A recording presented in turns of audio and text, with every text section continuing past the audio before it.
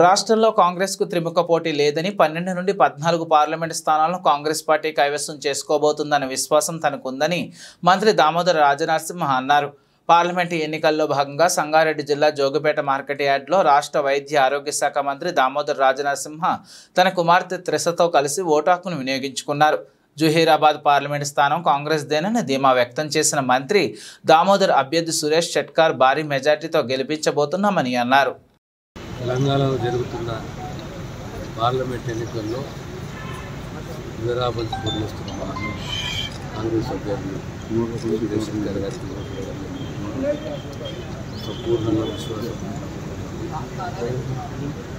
తెలంగాణలో అత్యధిక సీట్లు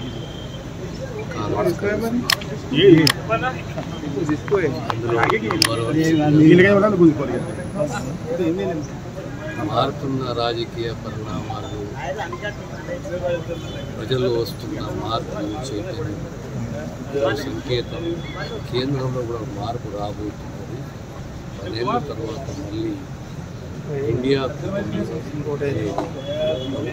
ఏర్పాటు చేయబోతున్న ఈ సంకేతం నాకు సంపూర్ణంగా విశ్వాసం ఉన్నది.